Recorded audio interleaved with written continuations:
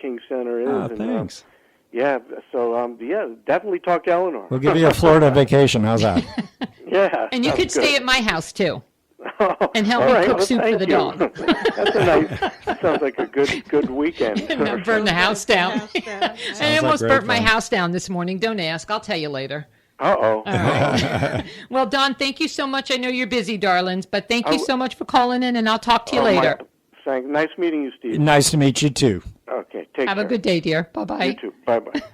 Oh, that's so nice. He's been very supportive. He has Excuse me. been. He's Yeah. been very supportive of my radio career, so I'm so thrilled. I hope I'm not smacked too No, much of you're that not. either. Okay, good. Okay. Steve, I wanted to talk to you. I know you were not born here in Melbourne, but you came from, I think, Chicago? Yes. Yeah. So how did you get such a wonderful love, and how did you find your passion for the theater? Was it something that was brought up, as a child, like when I was a little girl living in Long Island? My dad would take me to the Metropolitan Museum, and I had but that was before I was PETA and vegan, but I used to have a beautiful little fur jacket, and we would go to New York City, and it was just such a beautiful experience. And then after that, when we moved to the island, we used to go to the Westbury Music Fair. Remember Nice. that? That's it. With the Howard Johnsons across the way with the chocolate lollipops. Anyway, so how did your passion come to fruition? Oh, I think it started early on when I was in actually junior high or high school, but I went to high school in northwest suburbs of Chicago, Glenview, Northbrook, called Glenbrook South High School.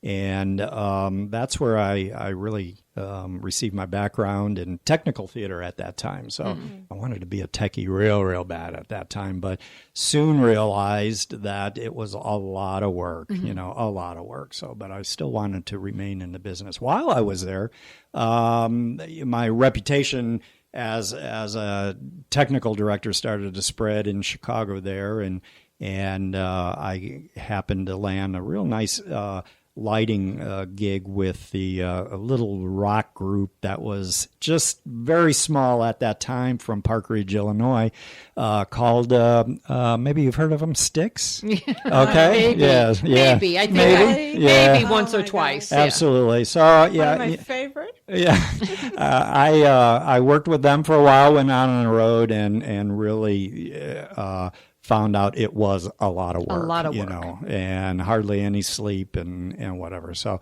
and being newly married and looking to have a kid and whatever, being out on the road, it probably would have been, pretty difficult at that time. Hard on relationships and everything. Exactly. And also growing up in the Chicago area, I was an apprentice in the Chicago Stagehands Union and got to work on a great show at that time that played Chicago for many weeks. It was the rock musical Hair.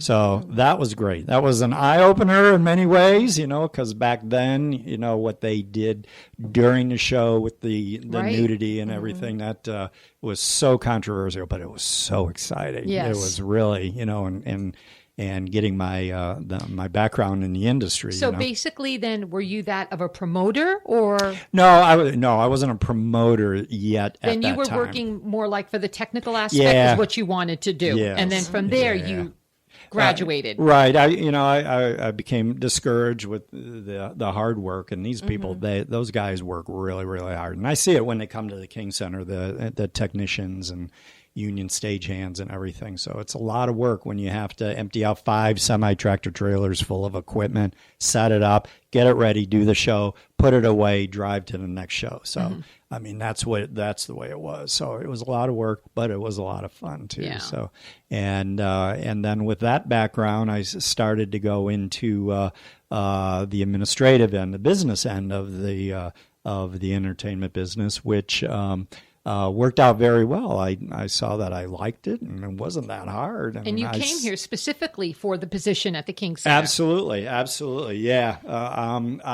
We're very grateful you did, by the way. Well, thank you. A gentleman by the name of Dr. Maxwell C. King, Yes. who was the president of Brevard Community College for many years, hired me. So it was his doing to bring me here to the community, and ever since, it's been a a period of great pride, you know, and love for the business and the King Center and the college and everybody. But I think a lot of people are very thankful to you, dear, honestly, for all the hard work that you do and the wonderful shows that you bring us here, because really that was like the reason why my mom, when she first moved here, when we came here in 1988, she had traveled with my dad all over the state of Florida and had went to the West Coast. And she was like, oh, my God. She goes, if I go there, I'm going to die. I'm going to die. That's it.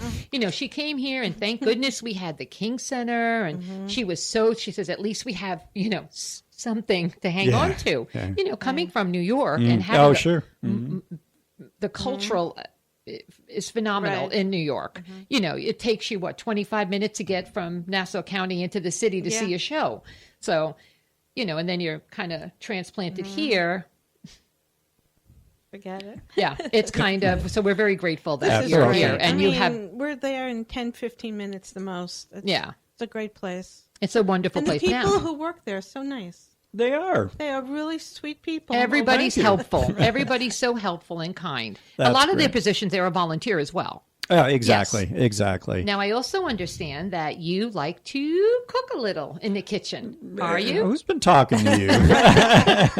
An amateur chef is what they said. Well, I watch a lot of Food Channel and do all that. Too. So, yeah.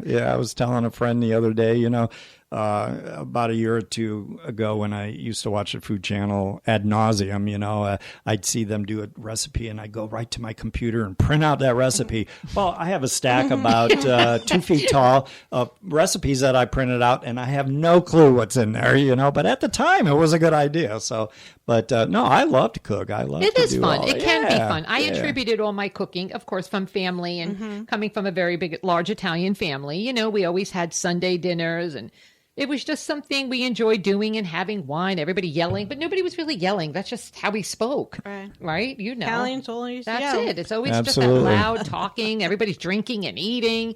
It's a wonderful release to cook. It is. Absolutely. It is. I don't enjoy it really, honestly, this much at this age anymore because I'm busy with other things in school and work and radio. Cooking takes a little bit of a back burner.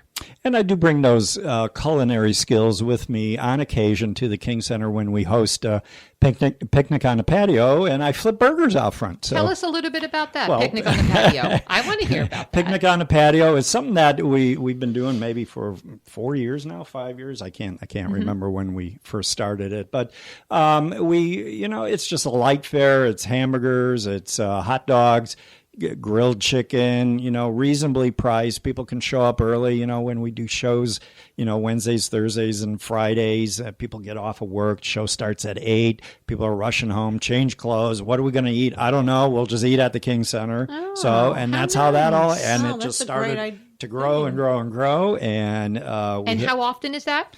It's on select performances. So once again, refer to the King Center website, and we got all the details there. And we do have our own liquor license, and we have plenty of bars available. I think I know a little bit about the liquor license. Yeah, because the Cocoa Village Playhouse has their annual announcement party there. Well, I don't think this year it was, but it's been on and off. I think we're scheduled to do it next summer. So. My daughter Layla and I, we go every year because she's in so many plays. My daughter, she is wonderful with Cocoa Village, Hennegar. She just got done with Titusville. So we, kind of travel the realm with theater, but we know about that wonderful.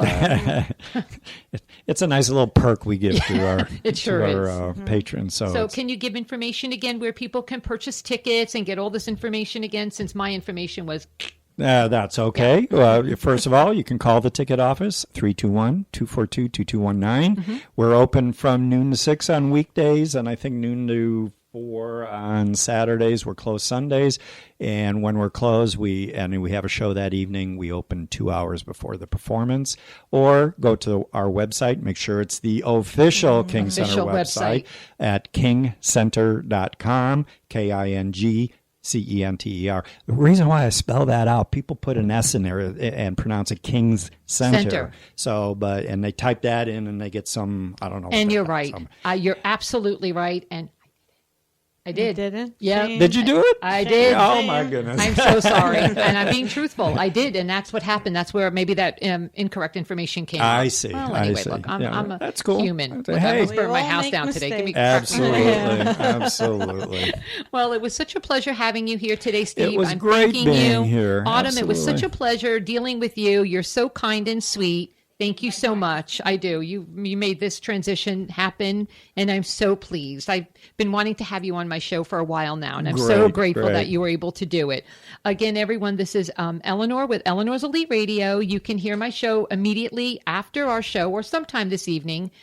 It'll be posted the archive, so you'll be able to download the app, the TNR app, on for your tablet, your computer, your phone, and you can hear our show today anytime, anywhere.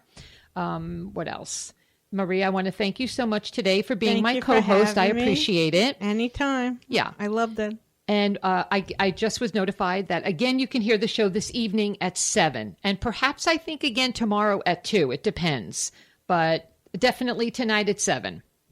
Same times. Okay, 2 and 7 o'clock tomorrow as well. Thank you so much, Steve. I really appreciate it. God bless everyone. Have a great time. Happy New Year. Happy New Year to everybody. Yep. Thank you.